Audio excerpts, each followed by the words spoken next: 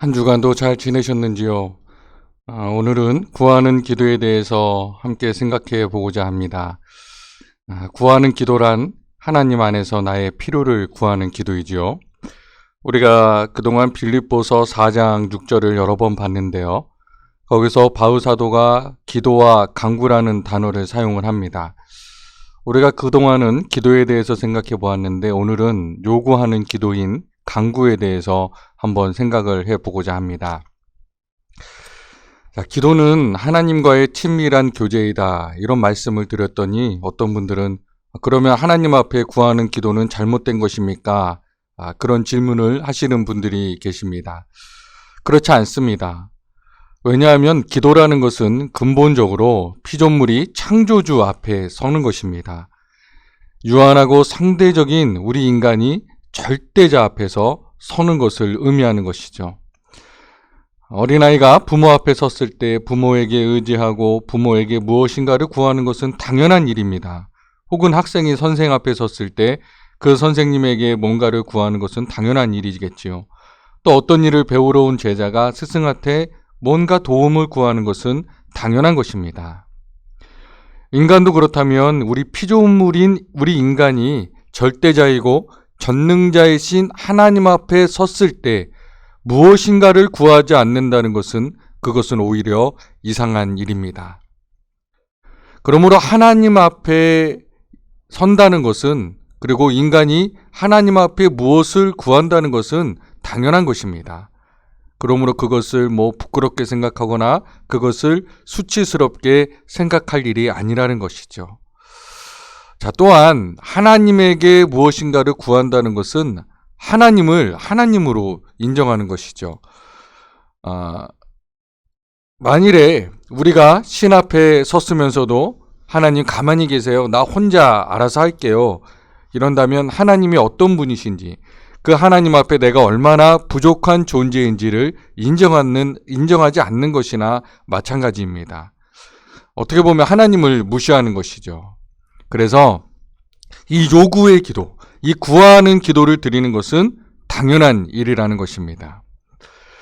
자, 그런데 이 구하는 기도가 문제가 되는 이유가 몇 가지가 있습니다. 자, 첫째는 구하는 대상이 무엇인가? 이것이 중요한 문제라는 것이죠.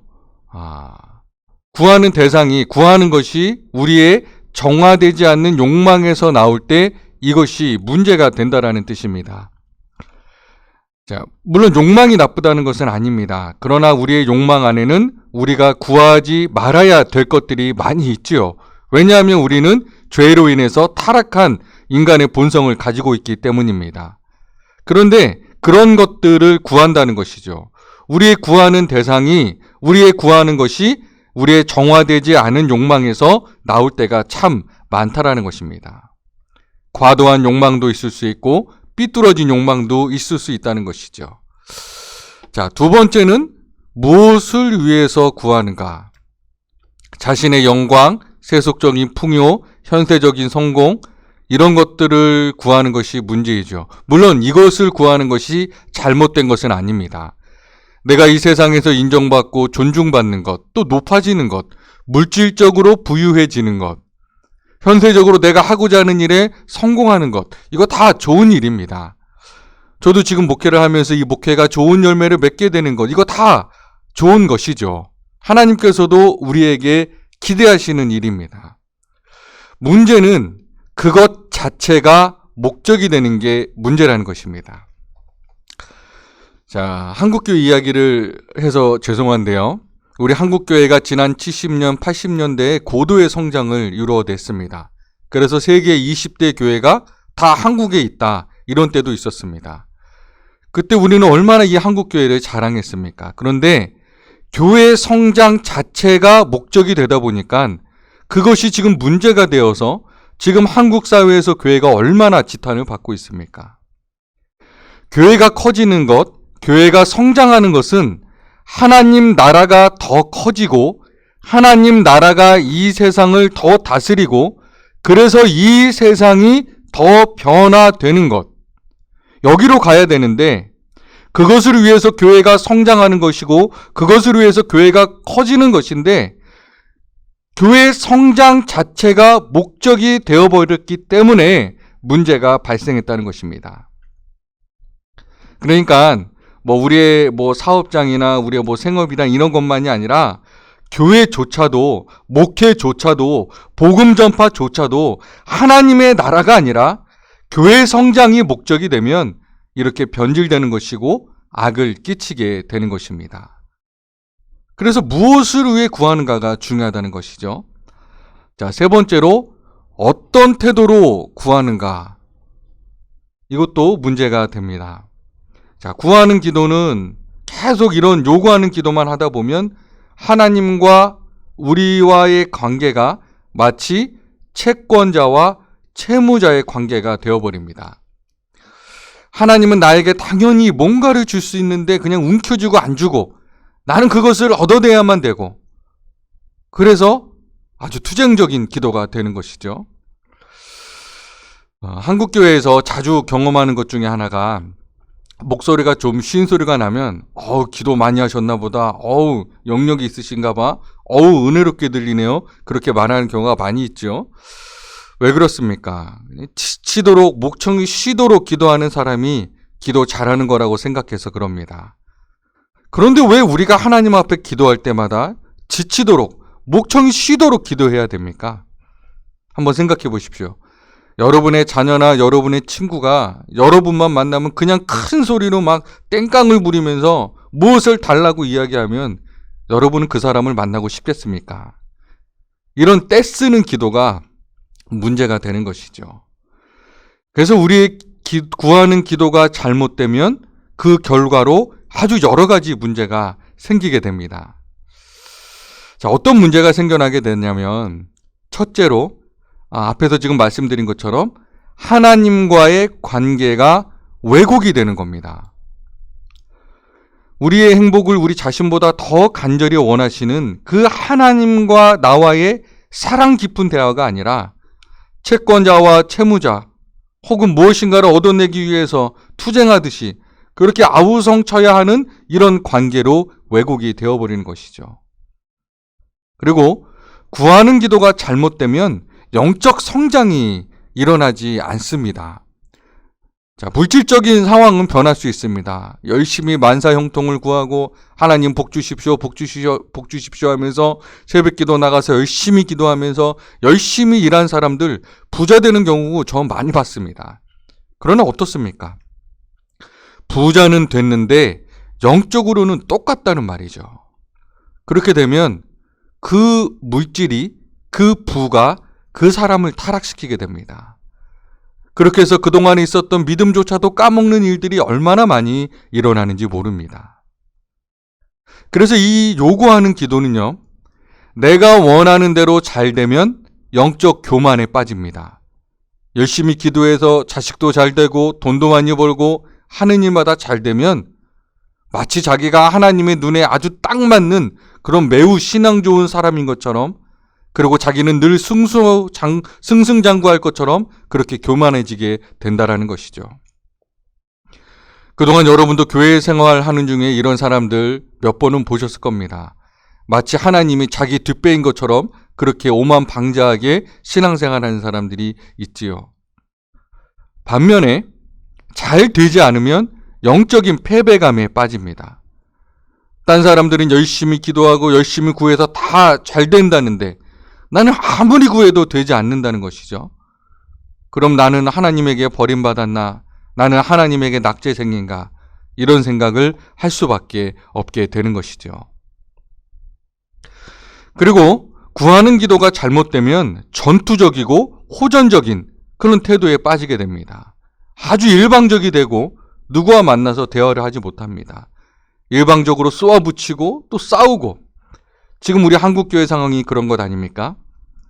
얼마나 한국교회에 예수 믿는 사람들이 일방적이고 말 안 통하고 못상식하고 무례한지 모릅니다.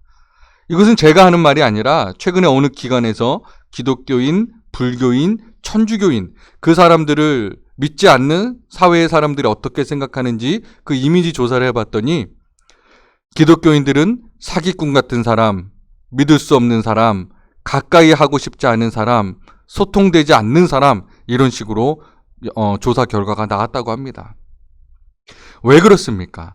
일방적이고 무례하고 독선적이고 배타적이고 자기만 잘났고 이런 태도가 어떻게 생겼느냐? 가장 큰 문제는 일방적인 기도입니다. 하나님과의 인격적인 소통이 이루어지는 것이 아니라 하나님을 마치 우상처럼 놓고 그 앞에 끊임없이 구하다 보니까 일방적이 되는 겁니다. 하나님과의 관계가 우리의 인격을 형성해야 되는 것이죠. 그런데 그것이 잘못되면 기독교 신앙을 잘못 나타내게 되어 있는 겁니다. 세상의 사람들은 성경을 읽어보고 기독교는 이렇구나 그렇게 생각하지 않습니다. 사람들이 기독교가 어떤지는 우리를 보고 생각하는 거죠. 그러므로 우리의 말과 행동과 태도를 보고 기독교 이거 형편없구나 이렇게 생각하는 것이죠. 그것이 바로 기도가 잘못되어서 그런 것입니다. 그래서 이 요구하는 기도가 문제가 아니라 바르게 구하는 것이 우리에게 필요하다는 것입니다. 그래서 성경을 보면 우리가 요구하는 기도를 어떻게 해야 하는지를 보여주는 몇 가지 말씀들이 있는데요. 그 말씀들 중에 몇 가지를 오늘 소개하려고 합니다. 먼저 구하는 대상에 대한 말씀이 마태복음 6장 8절 그리고 마태복음 7장 9절에서 11절 두 본문에 나타나고 있는데요. 자, 마태복음 6장 8절에서는 무엇이라고 이야기합니까? 자, 하나님 아버지는 구하기 전에 너희에게 있어야 할 것을 하나님 너희 아버지께서는 아시느니라 말씀하고 있죠. 또 마태복음 7장에서는 무엇을 말합니까? 아버지와 아들의 비유를 말씀하시면서 이 땅의 아버지도 자식에게 좋은 것을 주고 싶어 하는데 하늘에 계신 너희 아버지는 오죽하겠느냐 말씀하시죠. 너희 중에 누가 아들이 떡을 달라 하는데 돌을 주며 생선을 달라 하는데 뱀을 줄 사람이 있겠느냐. 그래서 구하는 기도의 바탕은 하나님의 선하심에 대한 신뢰라는 것입니다. 이것은 그동안에도 몇 번 말씀을 드렸습니다. 우리가 하나님께 구하는 것은 안 주실 것 같아서 하나님 앞에 강청하고 떼쓰는 것이 아니라는 것입니다. 우리가 기도할 때 가장 우선적으로 생각해야 될 것은 하나님은 다 아신다. 그리고 하나님은 나에게 필요한 때 필요한 것을 주기를 원하시는 분이시다. 이것을 믿고 요구하는 기도를 시작해야 된다는 겁니다.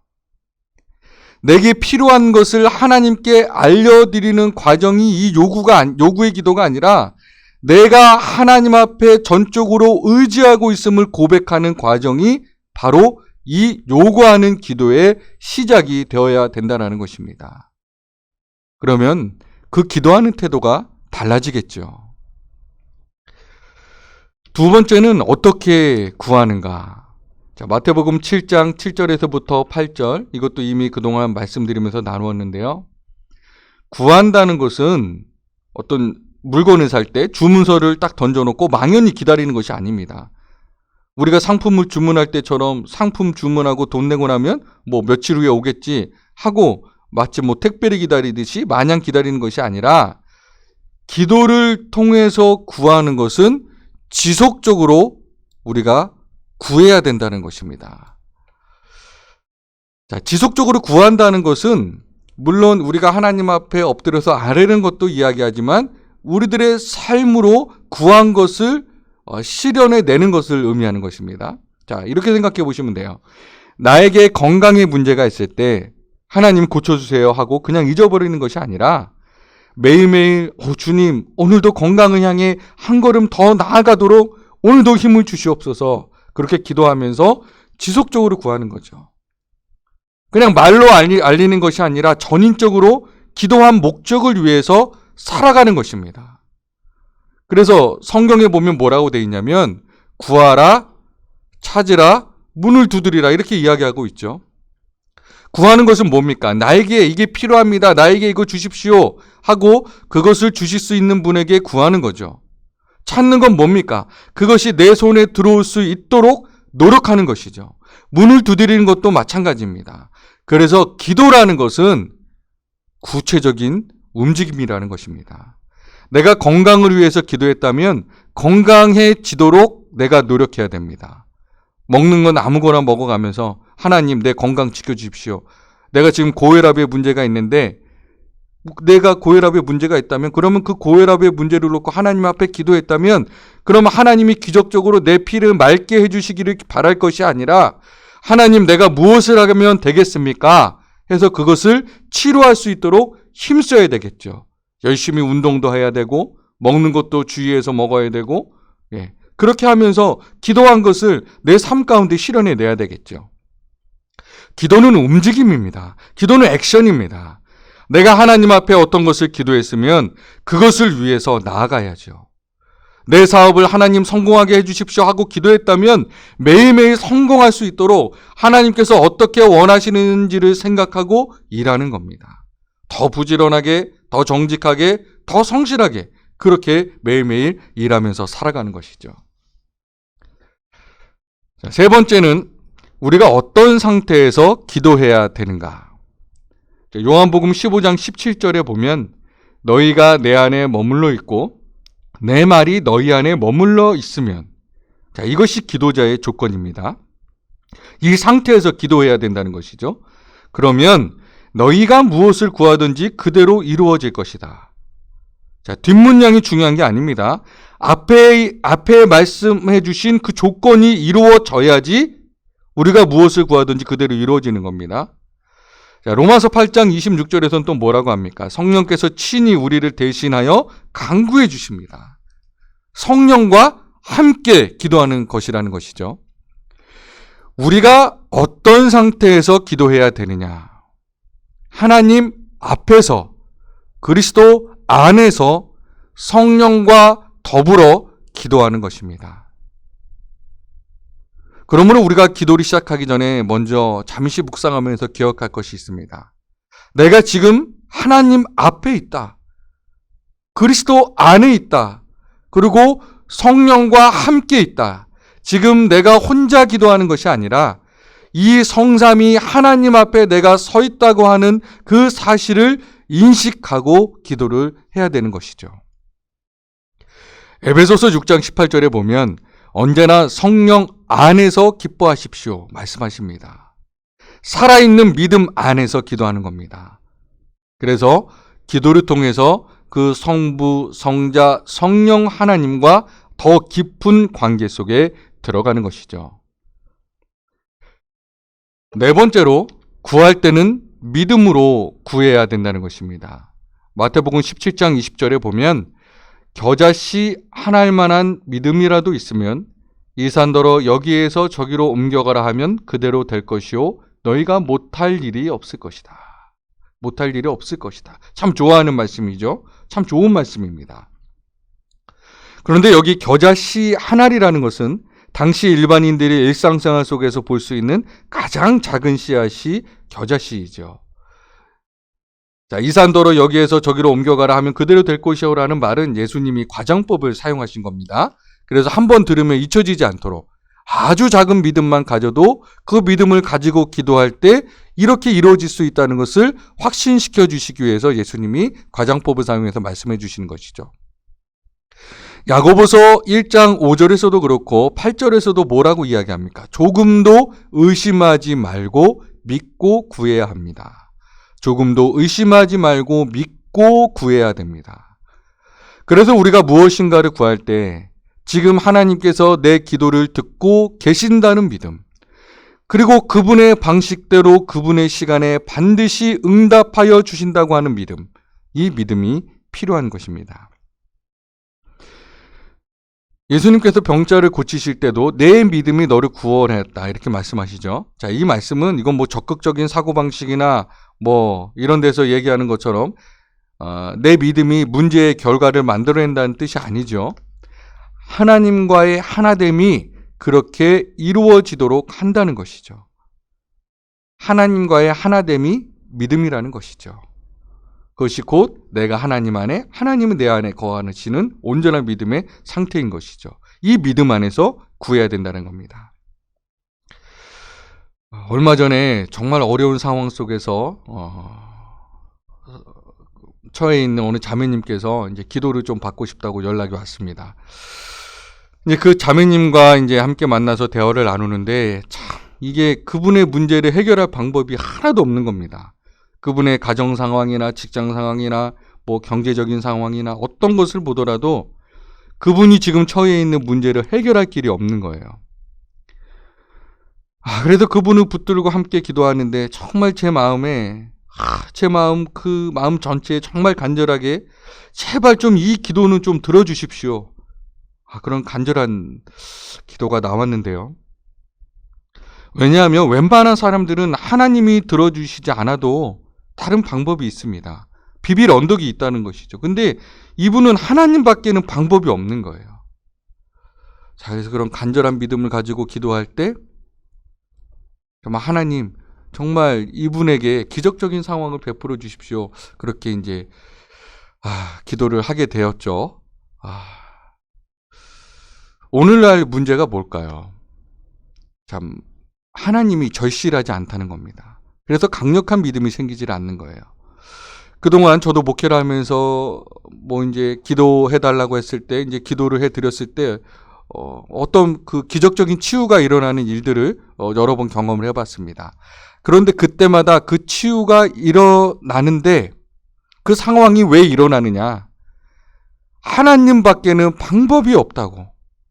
하나님밖에는 의지할 것이 없다고 저도 그렇게 믿고 그 사람도 그렇게 믿고 그렇게 한 마음으로 함께 간절하게 기도할 때 그것이 절실한 것이었고 그 믿음이 기적을 만들어내는 그런 일들을 경험해 본 적이 있습니다.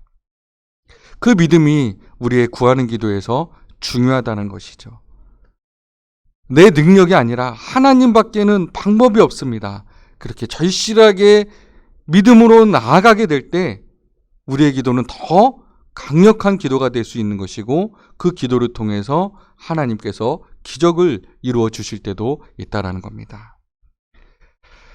자, 다섯 번째로 감사함으로 구한다는 것이죠. 요한복음 11장 42절에 보면 나사로의 무덤, 죽은 지 나흘이나 되는 나사로의 무덤 앞에서 예수님이 그렇게 말씀하십니다. 기도할 때 이제 나사로를 불러내시기 전에 뭐라고 기도하시냐면 아버지 내 말을 들어주신 것을 감사드립니다. 아버지께서는 언제나 내 말을 들어주십니다. 이것을 뭐 예수님이니까 그랬다고 생각하지 마시고 우리도 마찬가지입니다. 우리도 기도할 때 이 기도를 하나님이 반드시 들으시고 응답하신다고 하는 믿음을 갖고 기도하기 때문에 감사함으로 기도할 수 있게 되는 것이죠.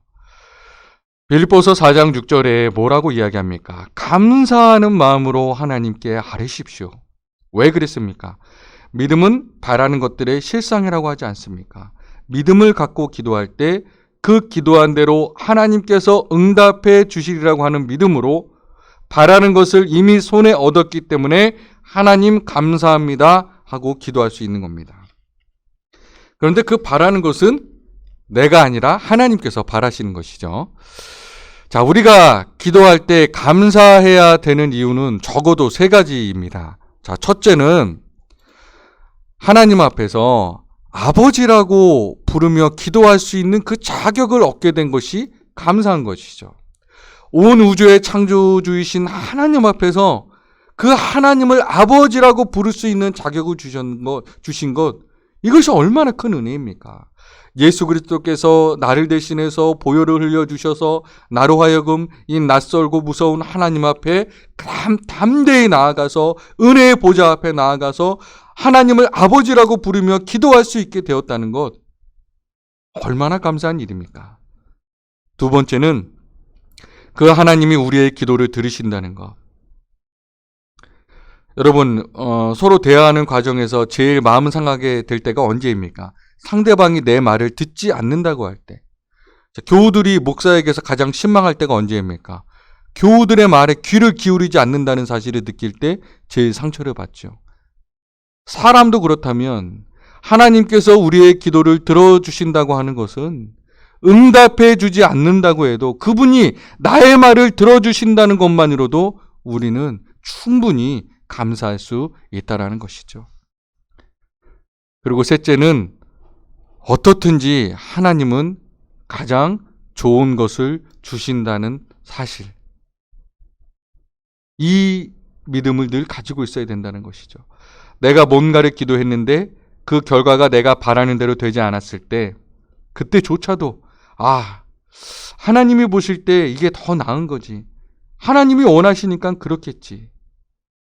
아쉬운 일이 있을 때 내가 실수했다 이렇게 생각하지만 또 다른 한편으로는 그게 하나님 보시기에 필요했을지 몰라. 어떻든지 우리는 하나님의 다스림 아래 있다는 그 사실을 믿을 수 있기 때문에 이렇게 말할 수 있는 것이죠. 여섯 번째로 구하는 목적. 자, 야고보서 4장 2절 3절에 뭐라고 이야기하냐면 여러분이 얻지 못하는 것은 구하지 않기 때문이요 구하여도 얻지 못하는 것은 자기가 쾌락을 누리는 데 쓰려고 잘못 구하기 때문입니다. 마태복음 6장 33절 우리가 잘 아는 말씀이죠. 하나님의 나라와 의를, 하나님은 우리의 행복을 우리보다 더 간절히 원하시는 분이십니다. 문제는 우리가 생각하는 행복과 하나님이 우리에게 누리기를 원하는 그 행복이 다르다는 것이죠. 우리는 쾌락을 행복이라고 생각하고 하나님은 하나님 안에서 얻는 그 신령한 기쁨을 행복이라고 생각하시죠.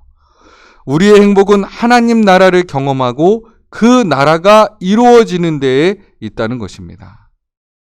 그렇기 때문에 우리가 무엇을 구할 때 육체적인 건강을 구하던 자녀의 성공을 구하던 무엇을 구하든 간에 그 구하는 목적이 하나님의 영광을 위한 것이 되어야 한다는 것입니다. 그렇게 된다면 그 구하는 것들이 하나님에게 합당한 것이 될 수 있는 것이죠. 자, 이렇게 본다면 지금까지 본 이 성경 말씀들을 기초로 해서 우리가 생각해 볼 수 있는 것은 우리가 요구하는 기도에 있어서 기도의 원리를 볼 수가 있다는 것입니다. 요구하는 기도의 원리를 여기서 몇 가지 뽑아내면, 첫째는 예수 그리스도의 은혜가 살아있게 하라는 것이죠. 예수 그리스도의 은혜가 있어야 우리가 하나님과의 관계가 살아있는 관계가 되는 것입니다. 그렇기 때문에 기도할 때 먼저 찬양과 말씀과 이런 것을 통해서 하나님에 대한 우리의 의식을 깨워야 하는 것입니다. 내가 지금 하나님 앞에 있다고 하는 것, 내가 그리스도 안에 있다고 하는 것, 성령과 함께 기도하고 있다는 이 사실을 내가 절실하게 느껴야 된다는 것입니다. 이것이 예수 그리스도의 은혜가 살아있게 하는 것이죠. 두 번째는 나를 향한 하나님의 선의를 의심 없이 믿으라는 겁니다. 우리가 하나님 앞에 간절하게 기도하는 것은 하나님이 우리에게 주시지 않을지도 모른다고 하는 그런 불안감 때문이 아니라 이만큼 절실하다고 하는 나의 마음을 하나님께 표현한 것입니다. 세 번째는 하나님 앞에 무엇을 구할지, 왜 구할지를 생각해야 됩니다. 그것이 하나님의 뜻에 맞는지를 생각해야 된다는 것이죠. 물론 신앙의 초보 때는 아무거나 구해도 됩니다. 왜냐하면 하나님께서 알아서 잘못된 걸 구했을 때는 안 주시죠. 그러니까 상관없습니다. 그러나 우리의 신앙이 성숙해진다는 것이 뭡니까? 어린아이가 자라면서 부모에게 헛된 것을 구하지 않습니다. 부모님의 뜻을 배워서 자신이 무엇을 구해야 될지 아는 것처럼 우리도 하나님 안에서 성장하면서 무엇을 구해야 될지, 무엇을 구하지 말아야 될지를 알게 되겠죠. 그리고 나서 그 안에서 우리의 필요와 바램을 담대하게 구하는 것입니다. 우리는 우리를 사랑하시는 하나님의 자녀이죠. 그러니까 자녀로서 담대하게 구하는 것입니다. 들어주실 것을 확신하고 구하는 것이죠. 그리고 기도가 응답될 때까지 지속적으로 구하는 것입니다. 이 지속적으로 구하는 것은 떼쓰라는 말이 아닙니다. 그게 아니고 하나님 안에서 내가 그것을 위해서 그것이 이루어지도록 살아가기 위해서 계속해서 하나님과 삶으로 대화를 나누는 것이죠.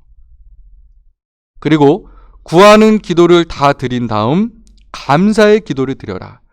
열심히 기도했는데 그런데 기도 끝나고 나서 여전히 내 마음에 불안이 있고 여전히 내 마음에 근심이 있다면 잘못 기도한 것입니다. 그러므로 기도의 마침을 감사로 해야 됩니다. 주님 감사합니다. 나의 하나님이 되어주셔서 감사하고 내 기도를 들어주셔서 감사하고 이 기도를 하나님의 뜻대로 이루어질 것을 믿어서 감사합니다. 그렇게 기도를 하는 것이죠. 그리고 기도로 구한 그것을 위해서 살아야 됩니다. 하나님이 기적적으로, 물론 나는 가만히 있는 상태에서 하나님이 기적적으로 해결해 줘야 될 때도 있죠. 죽을 병의 고통이 있다거나 혹은 어떤 위기 앞에서 하나님이 정말 전격적으로 개입해 주셔서 그 문제를 해결해 주실 때도 있습니다. 그런 것을 구해야 될 때도 있죠. 그러나 더 많은 경우에는 기도하면서 그것을 위해 살아가야 된다는 것이죠. 그래서 이렇게 구하는 기도가 제대로 드려질 때 그 결과가 어떠하냐 하면 그 기도를 통해서 하나님과의 관계가 더 깊어지게 됩니다. 그리고 그 관계의 깊이에 비례해서 우리의 영성은 더 깊어지게 되는 것이죠. 영성이 깊어지면서 하나님에 대한 신뢰는 더 깊어지게 되는 것이고 우리가 구하는 것은 더 적어지게 됩니다. 전에는 믿음이 어리고 또 영성이 얕을 때는 그런 것들이 나에게 너무 중요했습니다. 그런데 믿음이 깊어지고 내 영성이 자라다 보니까 그런 것들이 이제 상관이 없어지는 겁니다. 그러니까 이제 그런 것들은 기도를 안 하게 되는 것이죠. 그러면 그 시간에 무엇을 위해서 기도하느냐? 자신의 개인적인 문제보다는 하나님의 나라와 이웃을 위한 기도가 더 커지게 된다는 것이죠. 그리고 이렇게 기도하는 사람을 통해서 하나님의 그 성품이 드러나기 때문에 기독교 신앙의 매력이 드러나게 되는 것이죠. 그래서 이렇게 우리가 요구하는 기도가 바로 바르게 드려질 때 이 요구하는 기도를 통해서 우리의 성품 혹은 우리의 상황이 변화하고 그리고 우리를 통해서 하나님의 그 아름다우심이 드러나는 겁니다. 그래서 우리의 기도가 어떤 물질적인 것을 위한 기도이든지 아니면 우리의 건강을 위한 기도이든지 아니면 우리의 마음의 문제를 위한 기도이든지 간에 그것을 믿고 담대하게 구하면서 하나님의 뜻이 우리에게 이루어지기를 소망하며 나아가는 겁니다. 그것이 우리가 드려야 되는, 우리가 드릴 수 있는 그런 요구하는 기도가 되어야 된다는 것이죠. 오늘 말씀은 여기까지고요. 다음 주에는 중보의 기도에 대해서 함께 말씀을 나누려고 합니다. 지금까지 경청해 주셔서 감사드리고요. 또 한 주간 건강하시고요. 늘 주님의 은혜 안에 살아가시기를 바랍니다. 고맙습니다.